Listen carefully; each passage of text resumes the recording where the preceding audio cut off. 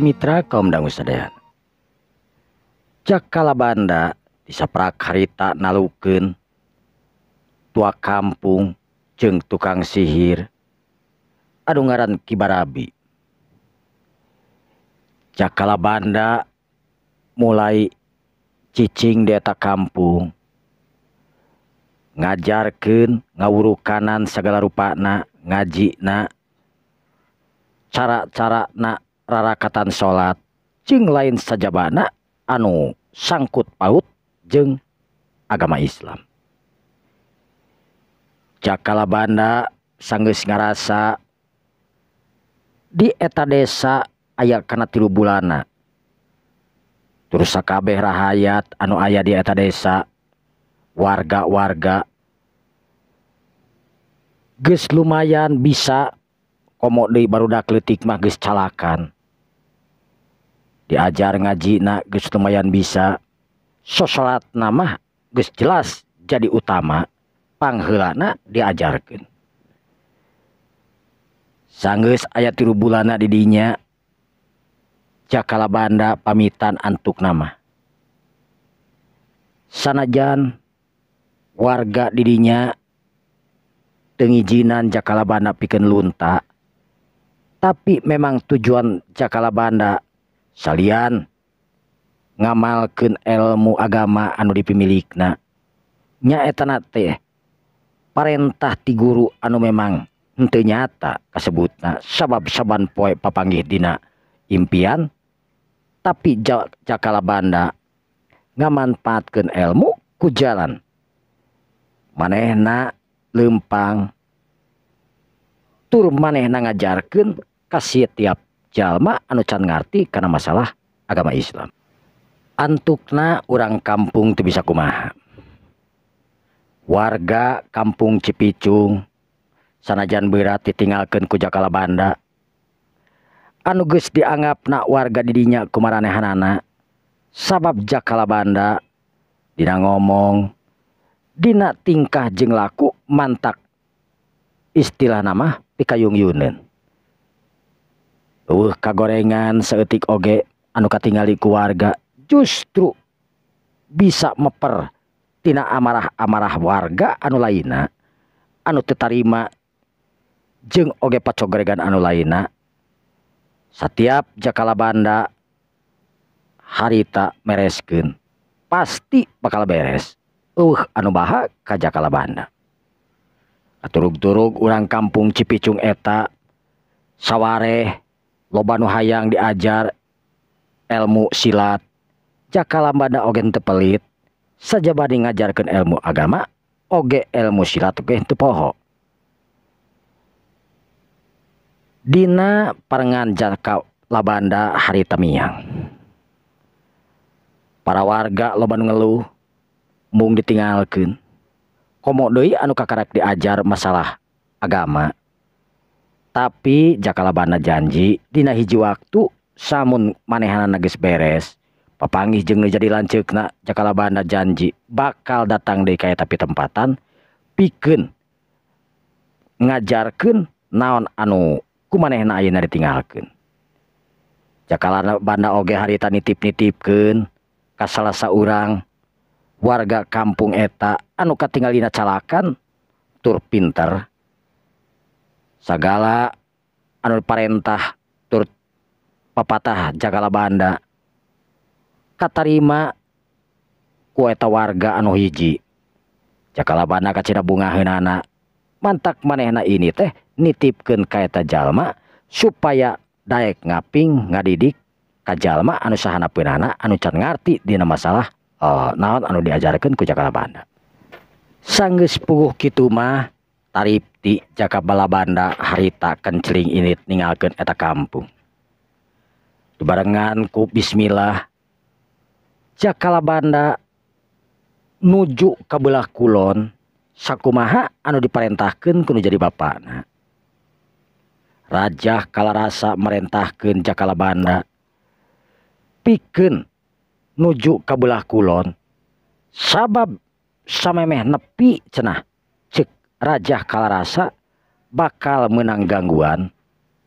Tur aya hiji tempat anu memang bakal jadi tempat peperangan Jakalabanda.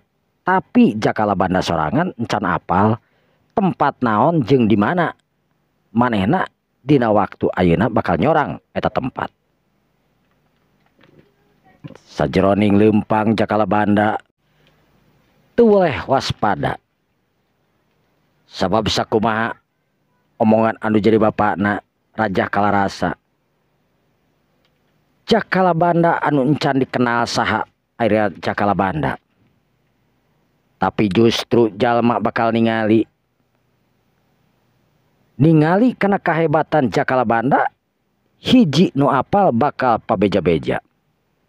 Nya kitu deui carita jeung beja Jakalabanda anu nalukeun jalma sakampung kaasup tokoh eta kampung geus jadi sabiwir hiji di setiap warung setiap daerah.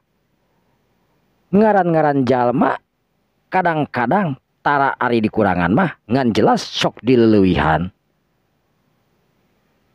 Beras harita Jakalabanda nepi ka hiji tempat anu mana eta tempat teh mangripakeun tempat anu rame na keranan.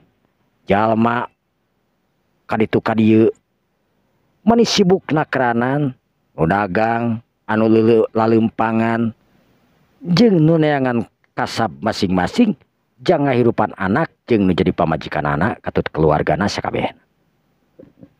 Jakalabanda harita nangtung nyerangkeun kakayaan eta tempat. Katingali ku Jakalabanda eta tempat teh anu asing keur manehanana jelas asing nama sabab Jakalabanda kakaramiang ti imah nepi ka eta pitempatan anu memang kasebutna eta tempat teh lain kampung deui tapi memang kota. Katingali ku Jakalabanda aya 2 kuda anu leumpang. Dina tonggong eta kuda katingali aya jalma anu gagah na keranan. Cangkeng kencakatuhuna samakta ku pakarangna. Eta jalma teh make rompi 2 nana anu warna beureum.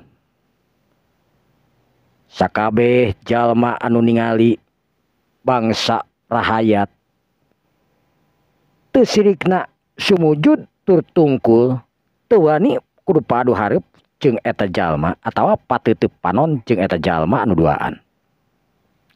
Anu horeng si mana horeng eta teh mangrupakeun hulu balang ti hiji karajaan anu memang Jakalabanda geus nepi ka hiji karajaan anu gagah perkasa. Eta karajaan teh anu mangrupakeun karajaan Dentasura anu dirajaan ku hiji raja anu gagah sakti anu ngaran Prabu Raja Badraseuna.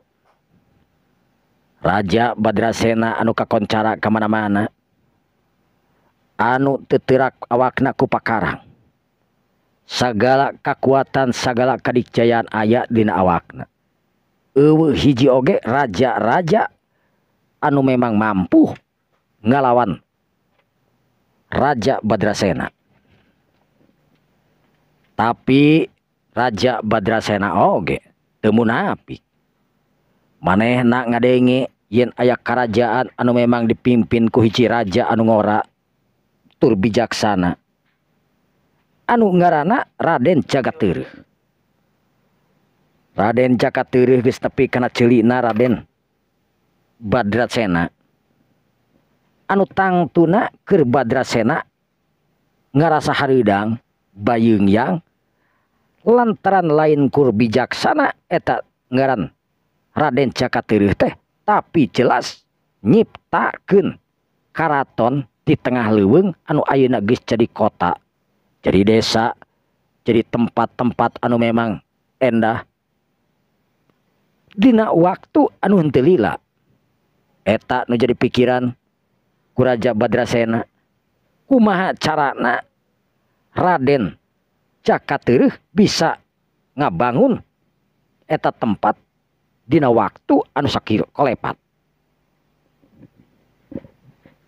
Di tempat lain nyaetana di mana Jakalabanda nangtung.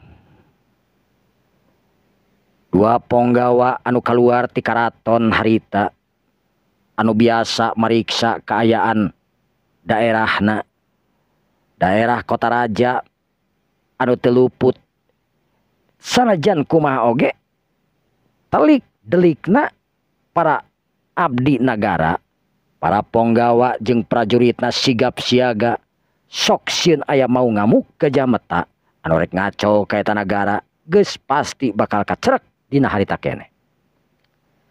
Reg eta dua kuda teh harita eureun anu tumpakna anu kumisna baplang, awakna keker jangkung badag make rompi. Harita pok ngomong ka salah saurang anak buahna anu memang aya di gigireunana. Coba tempokuy laing. Itu jiga-jigana mangrupakeun jawara. Beda dina tangtungan, beda dina sorot panona anu kita tadi merhatikeun ka urang. Nu mana Kakang? Itu anu nangtung make baju jubah warna hideung. Red eta jalma ngareret. Tetela katingali aya hiji pamuda anu gagah beungeut naga kasep ngalempereng koneng, make pakaian anu beda jeung batur. Eta pakaian teh mangrupakeun jubah anu warna hideung anu meh ngagapuy kana taneuh. Sedengkeun dina tonggongna harita katingali buntelan anu dicepeng ku leungeun anu belah kenca. Oh, jiga jingada mah eta mah jalma anu keur ngalalana, Kang. Memang bener. Eta jalma anu keur ngalalana. Tapi tong salah. Jalma anu model kitu bisa bahaya ka negara urang. Maksudna tingali sorot panona anu seukeut. Gerakanana anu kacida pisan cepetna. Nah, geuning Akang apal. Sabab kula tita tadi merhatikeun eta jalma. Jalma anu memang beda jeung jalma-jalma biasana. Sorot panon anu seukeut, gerakan anu gancang, awak anu keker sanajan eta jalma leutik tur jangkung. Nandakeun eta jalma teh lain ukur jalma bisa hirup, tapi oke jalma eta nu ngandung anu ngabogaan aci kasaktian anu hebat. Oh, Kakang apal nepi kadinya. Sabab kula memang anu geus boga pangalaman. Jawara mana anu encan pernah tarung jeung kula. Sanajan memang tarung kula kadang kula anu eleh, kadang kula anu meunang. Ceuk eta ponggawa ngerasa satria. Ngomongkeun masalah pertarungan. Dibarengan ku ngaku geus eleh geus meunang. Sedengkeun Jakalabanda ningali eta dua ponggawa anu memang katingalina masih kena jauh.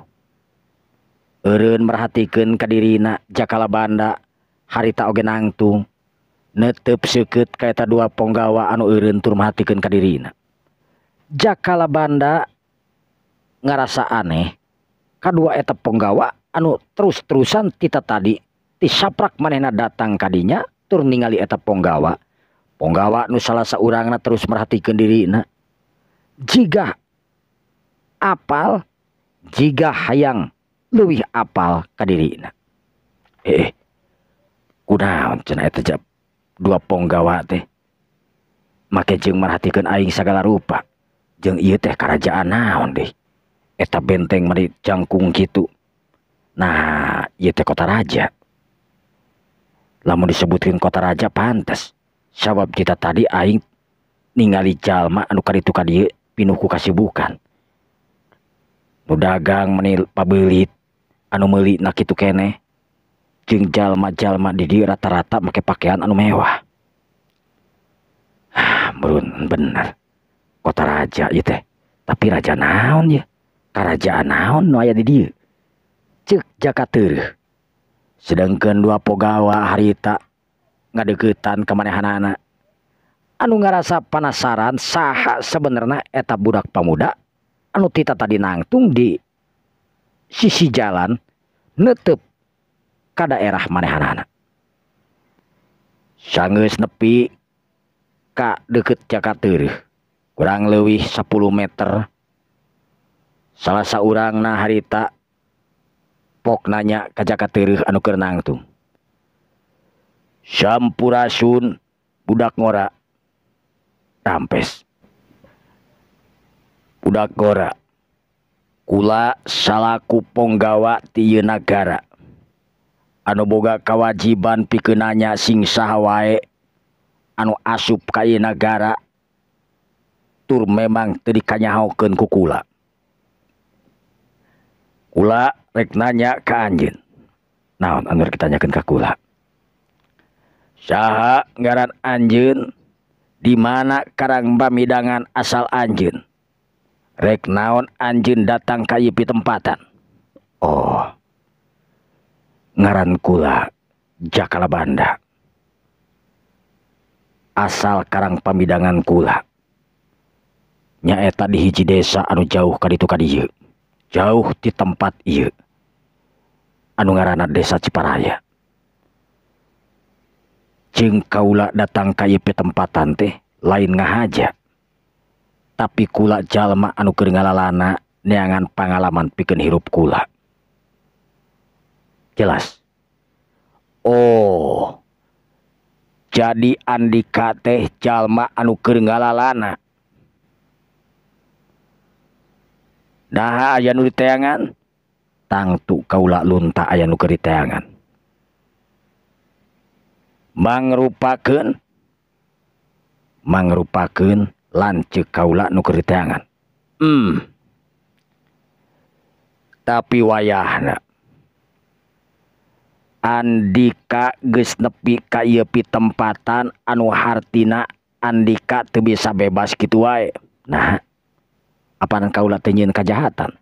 Memang Andika teu nyieun kajahatan, tapi katentuan sing saha-saha urang luar anu asup ka ieu nagara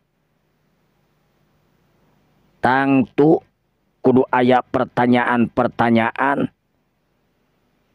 ti para abdi dalam nagara. Oh, apana geus dijelaskeun ka Andika? Teu cukup ku kaula. Sabab aturan di ieu nagara sing saha-saha aya jalma anu ngulamprang kudu ditewak.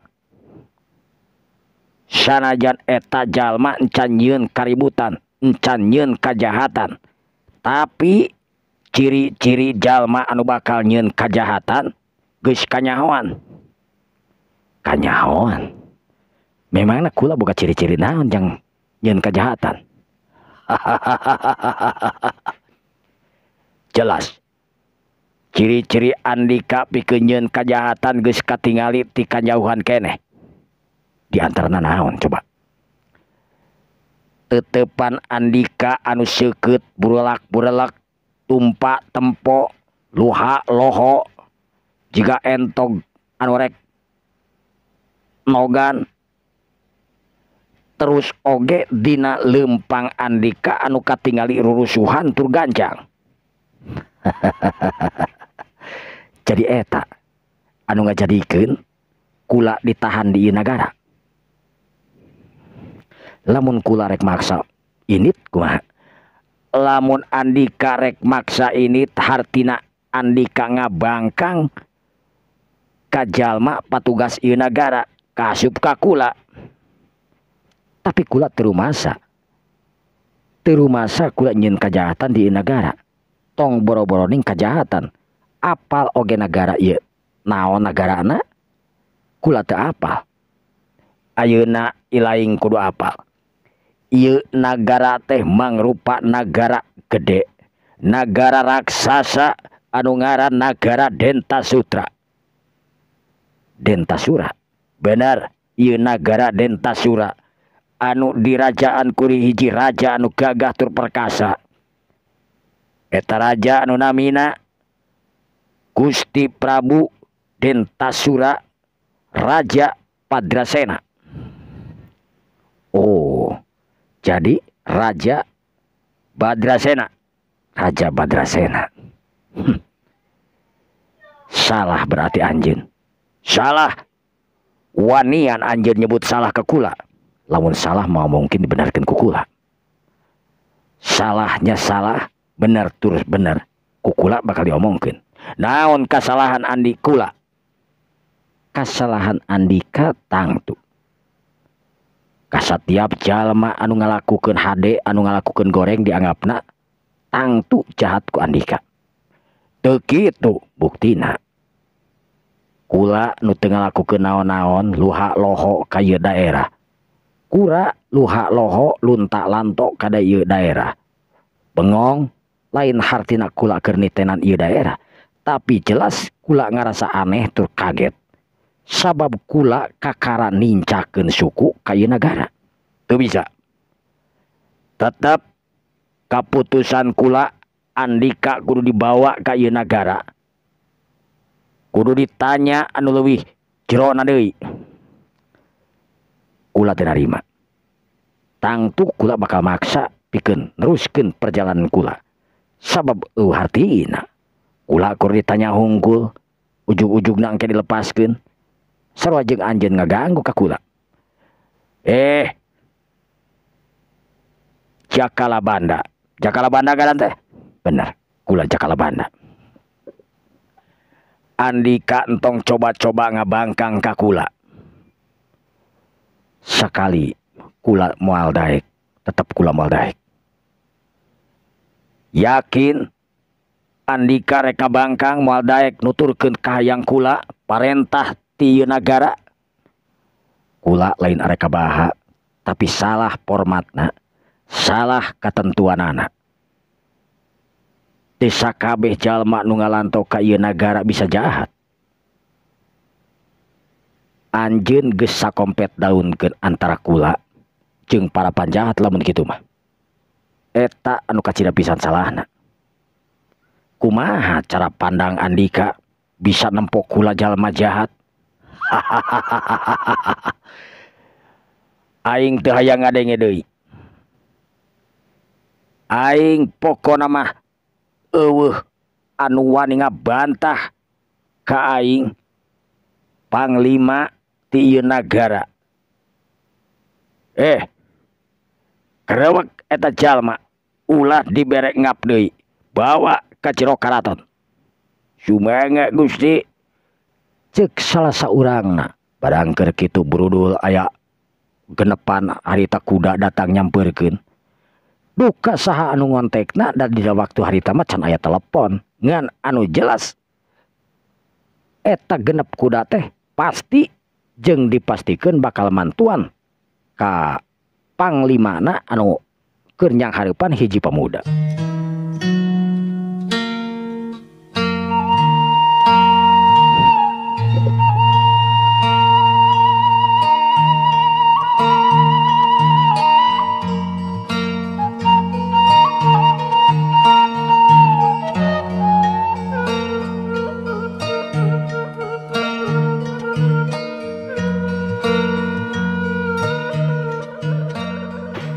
Para mitra kaum dangu sadayana, aduh hapunten pisan anu kasuhun ye.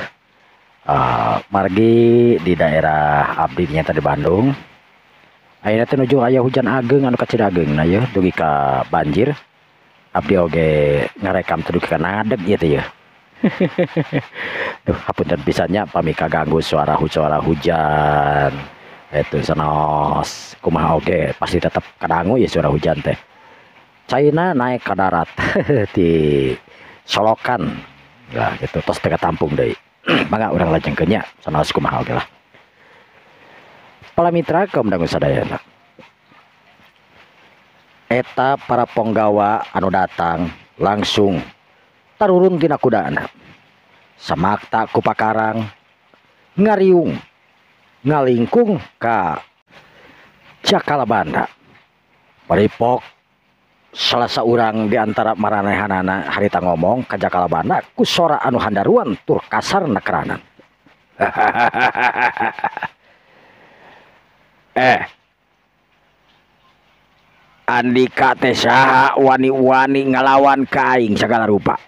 Sahabat ado ngelawan. Kula tita tadi ngomong teu make urat. Boro-boro tingku ngalawan sentak senghor. Kawas Andika kieu. Justru kula sebalikna ngarasa aneh ku anjeun anu ngarasa ponggawa. Anu kahormatan leuwih luhur tibatan kula. Ulah sangeunana atuh. Ulah kena-kena boga pejabat, boga jabatan. Dipake semena-mena. Kula rahayat biasa anu memang tengah aja datang kaya petempatan. Kulantaran tadi geus dijelaskeun kula teh keur di perjalanan hayang ngareureuhkeun kacape. Kula teh nu maksud keur ngalalana mapai-mapai daerah mipir pasir nincak tempat anu can disumsi ku kula. Jog anjogna ka ieu pitempatan. Saeutik oge taya niatan kula pikeun jadi mata-mata komo deui. Niat jahat atawa tarekah naon wae. Wah, di mana teuing aya bangsat ngaku. Gusti, kedah dikumahakeun ieu manusia teh. Eta manusia geus jelas. Ulah dibere lolongkrang pikeun kabur. Sabab ieu geus katingali ku aing ngabahayakeun. Bawa kakak payuneun ka Kangjeng Raja. Urang tanya teu ngaku urang siksa di ditu. Oh, jadi kitunya. Kitu dadahaon sia. Kitu dadahaon sia. Jadi kitu.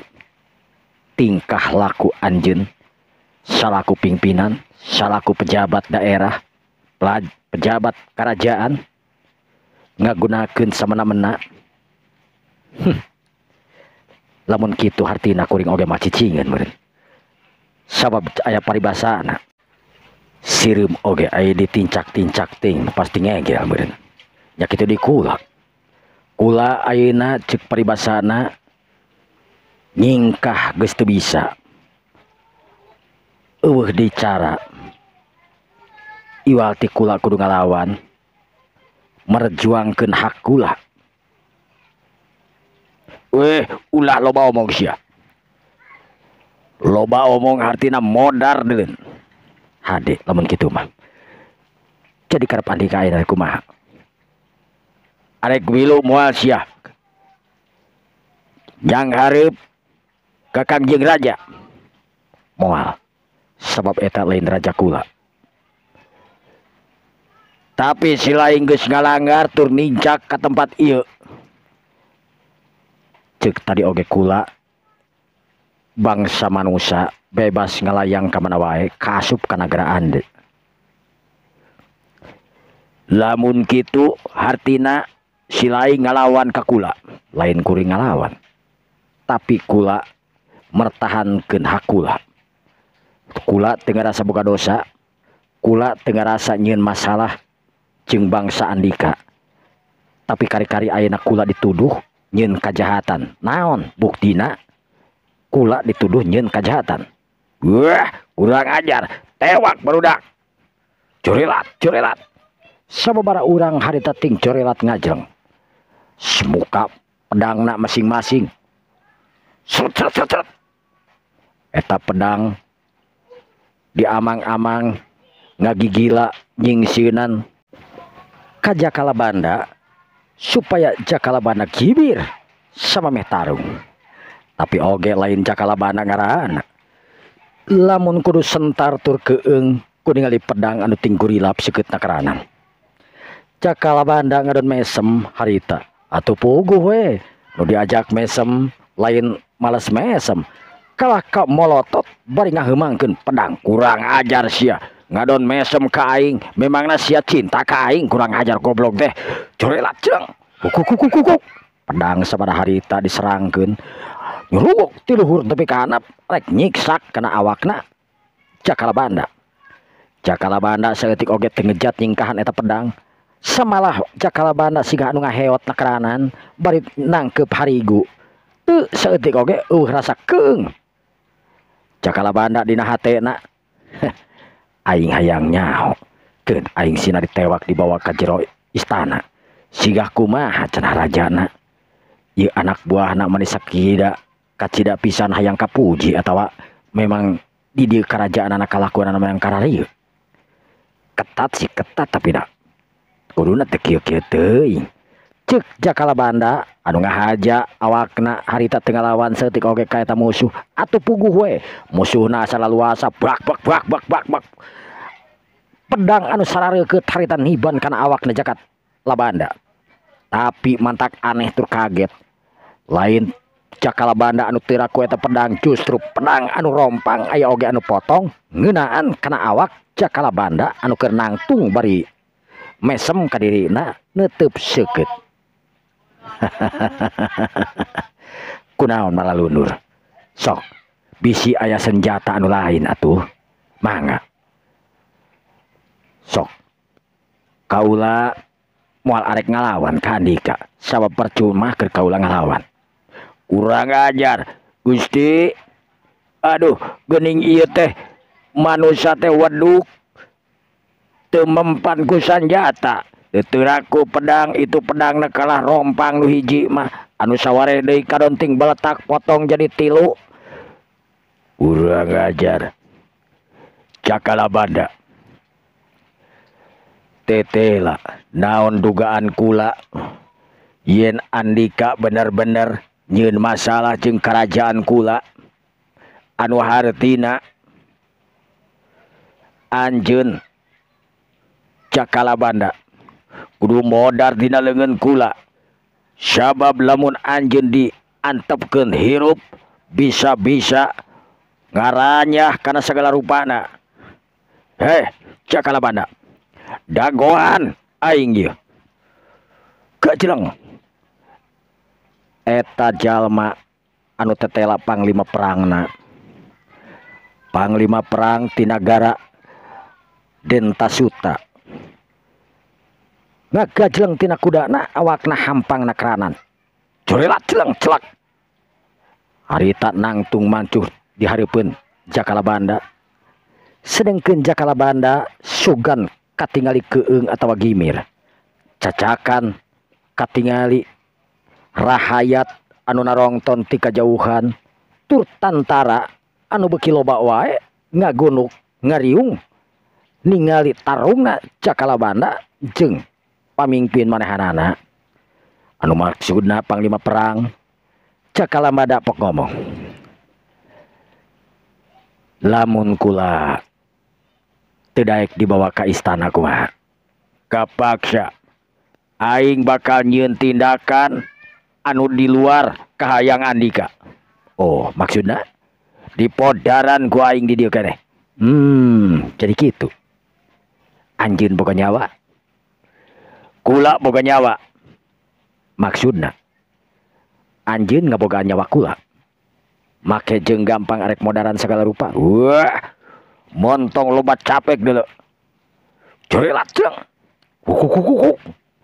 eta panglima perang harita dak dumadak ngababukeun leungeunna meni ngahiuk nakeranan bang baraan anu maksud mereka gedor kana dada jakala banda anu nangtung mancuh dina tangtunganana saperti anu tadi jakala banda teu nyimpang teu nyingkahan panarajang musuh nyaetana ti panglima perang anu rohaka tur gagah katebutna jakala banda ngadon ngebusungkeun dada manehanana nu rek digedor ku eta panglima perang ngaranyu gaget sabab kakara saumurna manehna tarung jeung hiji jalma anu lain ngalawan tapi jelas katingali ku manehanana eta musuhna ngadon ngabusungkeun dada pikeun digedor ku pereup manehanana nu dieusi ku kekuatan tanaga jero dina hate eta panglima pok ngomong kurang ajar memang benar-benar kurang ajar ieu bajelema make jeung diasongkeun teh ngahina ka aing lamun kieu mah aing lamun eleh teh mah di dieu wah wirang keur aing jabatan panglima perang anu gagah sakti geus eueuh nanaonan aing lamun kieu carana. Wah panglima perang harita nyentokeun leungeunna teu tulus arek ngababuk leungeun atanapi leungeunna rek ngababuk kana dada Cakalabanda teu diteruskeun. Sakabeh jalma anu aya di dinya heran ningali serangan ti panglima perang manehanana anu narik kakuatanana, narik teungeulanana nu tadi narek niban kana palebah dadana. Dak dumadak harita diserang bari nangtung mancuh dina tangtunganana. Cakalabanda oge kaget. Sabab kunaon serangan eta panglima perang make jeung ditarik sagala rupa. Kunaon anjeun make jarak narik leungeun segala rupa teu tulus deungel kula kunaon. Bodoh kula lamun deungel Andika. Cakalabanda ayeuna mah kieu we aing teu hayang deungel jalma anu cicing.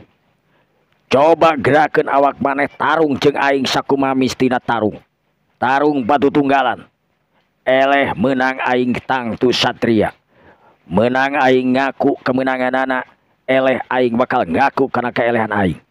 Ayo ulah ngadon ngasongkeun dada kawas kitu nyaho aing geus sia ngagem kakuatan anu rohaka. Tapi aing teu yakin lamun sia bisa ngimbangan kemampuan aing. Oh jadi kitu hartina Andika ngarasa era ngarasa wirang lamun teh mah Andika eleh tur teu mempan teu mampu ngarubuhkeun kula. Setan alas kurang ajar. Ayo geura maju sia lain kalaka cucu ngapai kawas kitu. Hade lamun kitu mah curelat. Cakalabanda harita ngacurelat. Cakalabanda harita nyerangkeun leungeunna anu belah kenca. Lain meureup tapi Cakalabanda kurtibah ngebutkeun eta leungeun. Pada saat aya cahaya anu ngabarasat warna koneng nabrak kana awakna eta panglima perang. Panglima perang harita langsung ngorejat kaget anu kacida pisan kagetna sabab teu disangka Cakalabanda ngabogaan aci anu rahaka kawas kitu. Panglima perang harita ngacurelatkeun awakna kagigir. Buak! Tenggelan jarak jauh Cakalabanda harita disingkahan ku panglima perang anu ngakibatkeun keunana harita kana batu anu memang geus diukir di dinya mangrupakeun tugu. Barasat eta pugu dak dumadak paburantak sabaraha harita lir ibarat beas anu meunang ngawurkeun. Kabeh nu aya di dinya eueuh anu teu bengong kana kamampuan tur kana kakuatan Cakalabanda nu da harita. Jak itu deui panglima perang ngaranyug kaget. Kurang ajar, bener-bener hebat ieu manusia. Saha sabenerna ieu manusia teh? Saha sabenerna Cakalabanda? Wah, kaya kieu aing kudu waspada. Sedengkeun Cakalabanda harita teu mere kesempetan Cakalabanda ngagunakeun aci bayu lumpuh. Leungeunna harita disilangkeun dina dadana. Katingali gerakan Cakalabanda anu ngageter leungeunna duanana harita lir ibarat kasetrum. Barang keur kitu purisat Cakalabanda harita lir ibarat ngaluarkeun hawa tur cahaya anu ngempur tina awakna. Ngabarasat harita nuju kana awakna panglima perang. Panglima perang harita mundur ka tukang sababaraha lengkah tapi telat. Gerakan cahaya anu kacida bisa cepet teu bisa dihalangan, teu bisa dihindarkeun ku panglima perang. Panglima perang cilegeung awakna ibarat aya nu meungkeut ku rantai anu kacida kuatna. Kudibag. Panglima perang harita gugudibegan beuki lila manehna ngagudibeg beuki tarik tanaga anu dikaluarkeun beuki lemah awakna. Cakalabanda harita nangtung mancuh bari imut ngagelenyu. Tenang nakeranan ngadegeutan panglima perang anu geus teu bisa walakaya itu ieu. Panglima perang anu molotot harita pok ngomong nama bener bentes tur kuat tapi tanaga anu lemah kacida. Beuki lila beuki tanaga beuki kuat nu dikaluarkeun beuki lemah kemampuan manehanana nu antukna kudupruk. Panglima perang sabada harita ngudupruk awakna leuleus lir ibarat kapas anu kaibunan. Jakala banda harita imut ngagalenyo bari ngadeuketan. Kumaha panglima perang? Masih mampu keneh ngalawan kula? Kurang ajar. Sa sebenarnya sebenarnya ini aniga. Kula jakala banda lain saha-saha. Kula manusia biasa di kampung anu biasa, turunan oge anu biasa. Jakala banda harita nagog digigireun musuhna. Srong para tentara harita ngagonyok anu maksudna rek nyerang ka jakala banda. Ningali pamimpina anu rubuh kawas kitu tangtu we tantarana teu tarima. Set. Aya sapasukan tentara anu mawa pedang jeung sapasukan tentara anu mawa panah. Harita jakala banda anu rek nagog digigireun eta panglima perang langsung nangtung deui ningali ka pasukan anu samakta ku pakarangna. Perlu diperhatikeun ku jakala banda nyaeta pasukan pasukan panah. Aya pasukan panah segala rupa. Cik atuh aing hayang nyaho ieu. Hayang ngalawanan tarung jeung pasukan tanah kaos kumaha ieu pasukan panah teh ieu hebatna. Cik jakala banda sabab saumur-umur manehanana encan pernah ngalawan jalma anu make panah. Mun make pedog mah cek paribasana latihan oge sok make pedog. Tapi lamun make panah can pernah manehna sabab manehanana kakara ngalunta ngalanto ka istana dina atanapi ka karajaan dina waktu harita.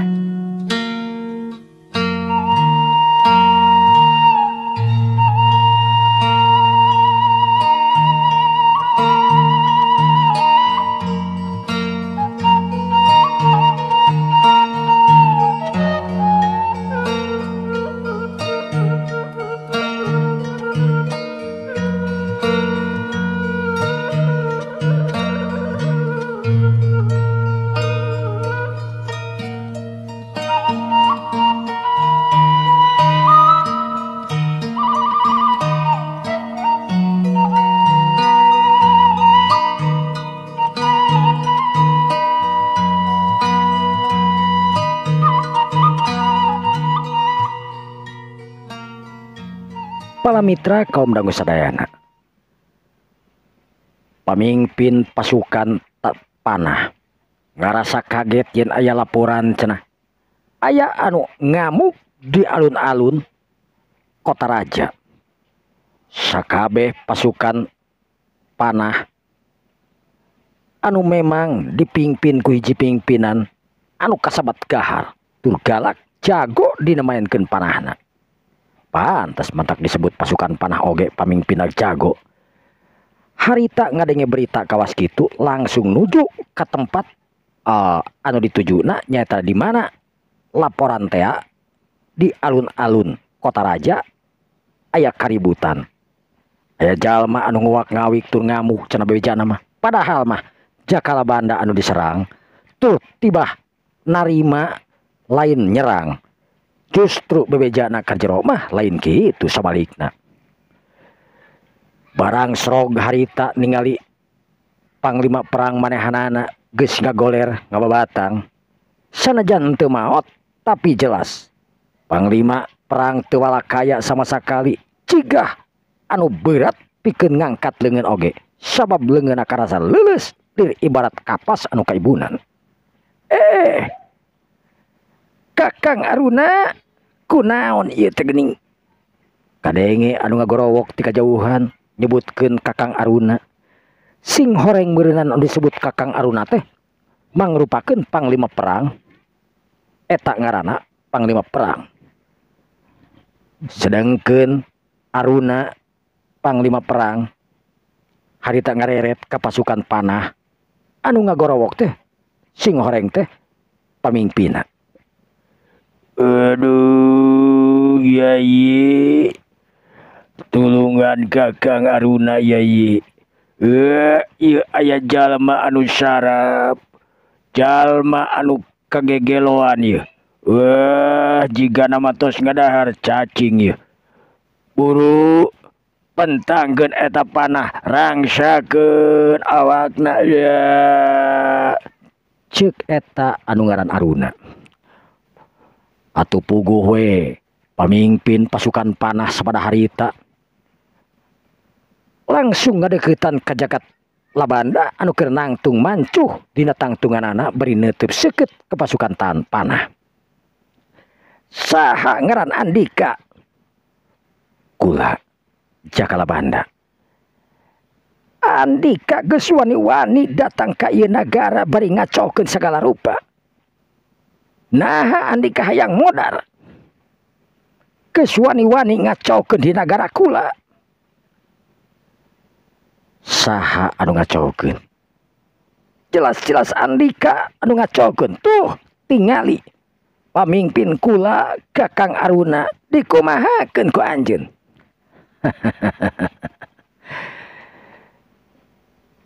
Anjeun teu bisa ningali kana kebenaran. Saha anu ngacokeun? Saha anu ngaributkeun? Kula sama sakali eueuh niat ngacokeun, eueuh niat ngaributkeun di ieu negara. Tapi pamimpin Andika anu tadi disebut Aruna jelas mawa pasukanana pikeun newak kula. Newak Andika bener. Nah kunaon? Justru eta kula teu apal. Heh, pamuda. Saha ngaran Andika? Tadi geus disebutkeun piraku teu kadenge. Kula jaka Labanda. Jaka Labanda. Hampura kula poho sabab memang dina ceulik kula aya nu ieu ngucur wae geus diobatan ku penisilin oge anger teu bisa. Dielap atuh mun kitu maletak. Kuduna mah ek naon Andika tujuan datang ka ieu pitempatan. Kula teu ngaja datang ka ieu pitempatan. Tapi kula keur ngalalana neangan tempat istirahat. Kabeneran kula nepi ka ieu pitempatan. Nya kula cicing tur nempokeun kaayaan di ieu pitempatan. Ningalikeun kanu dagang, ningalikeun kanu lilir liwat, nu kaditu ka dieu. Ngarasa kataji ku kaendahan ieu pitempatan. Moal samata-mata Kakang Aruna arek nyangkalak Andika lamun Andika teu boga itikan tur niat anu goreng di dieu. Eta mah kumaha penilaian anjeun? Kula ngomong sanyana. Kula saeutik oge eueuh rasa bohong. Tur kula oge teu hayang dipercaya ku anjeun. Lamun niat anjeun teu percaya ka kula, beuh teu nanaon. Jadi anjeun geus nangtang ka kula. Kula ti pasukan panah anu mana pasukan panah di negeri ieu teh geus kakoncara. Kula apal anjeun ti pasukan panah sabab dina tongong anjeun oge mawa panah. Moal mungkin anjeun tukang ngarit sabab dina tongong anjeun arit. Setan kurang ajar. Pasukan geura siapkeun panah. Nupang hebatna 25 karep. Pring anu 25 harita anu awakna jerarangkung panonna seukeut harita geus siap mentangkeun panah. Sakabeh tentara, sakabeh rahayat anu aya di dieu minggir ulah eudeuh deukeut-deukeut sabab bisi kakibas ku panah anu nyelebar. Sakabeh rahayat harita minggir tur nyalametkeun diri masing-masing embung kapanggang ku eta panah anu kenal kamana-mana. Pasukan panah anu hebat anu tara kasorang di medan perang. Dug dug dug setelan eta panah pasukanana harita datang sedengkeun jaka teueuh harita nangtung mancuh saeutik oge teu hayang niat kabur. Justru sabalikna jaka teueuh hayang ningali ketakna kumaha eta panah nyelber kana awak dirina. Jaka teueuh sameme kula maehan Andika leuwih hade Andika serabongkokan ka kaula. Nah maka jeung ngomong kitu, lamun kula teu hayang serah bongkokan ka Andika kumaha? Anu hartina anjeun dina waktu ayeuna bakal pindah alam. Bener, pindah alam. Ayeuna mah kieu we. Kulantaran kula encan pernah padu haripan jeung panah, geus tong kudu loba omong. Coba buktikeun sakumaha kemampuan panah anu hebat teh. Kula hayang nyaho tur kula hayang apal kahebatan panah-panah anu diserangkeun ku anjeun. Kurang ajar. Pasukan panah gerak tebakeun panah ka musuh urang ya. Hancurkeun tur panggang awakna. Pasukan panah harita geus darareku anu belah hareup, sedangkan belah tukangna harita nangtung mancu beri mentangkeun panahna. Set. 1 2 3 tembak. Belesat. Puluhan panah harita ting belesat nuju kana awakna Jakala Banda. Sedangkan Jakala Banda harita teu kimir saeutik oge teu mundur sa siku teu ngejat satunyang beas. Eta panah anu ting selebar katinggalina ku jaka teueuh mah lir ibarat anu majuna launa keranan ceuk paribasana. Sabab memang Jakala Banda anu geus ngaboga rupa-rupa aji kasakten barang anu gancang nakeranan atawa panah anu gancang nakeranan. Tapi katinggalina ku Jakala Banda mah eueuh gancang-gancangna justru lambat anu kacida lambatna. Jakala Banda hiji-hiji eta panah ditewak. Panah anu loba nakeranan ting selebut katinggalina ku masyarakat jeung ku para ponggawat. Hiji-hiji beunang ditangkis aya nu dicapit ku curugna jeung rupa-rupa aya nu digegel oge jeung dikelek segala rupana. Saeutik oge Jakala Banda harita teu keuna ku panah. Sanajan aya anu teu katewak ku Jakala Banda sabab ku loba-lobana eta panah, tapi lir ibarat nyoledat barang sajeungkal arek nepi kana awak Jakala Banda. Anu antukna harita panah geus teu bisa ditewak ku Jakala Banda sabab kumurudulna eta panah. Jakala Banda ngagunakeun kamampuanna anu disebut aji lembu sakilan. Sajeungkal tina awakna eta naon wae pakarang anu digunakeun ku musuh tangtu bakal lagrag dina waktu sajeungkal.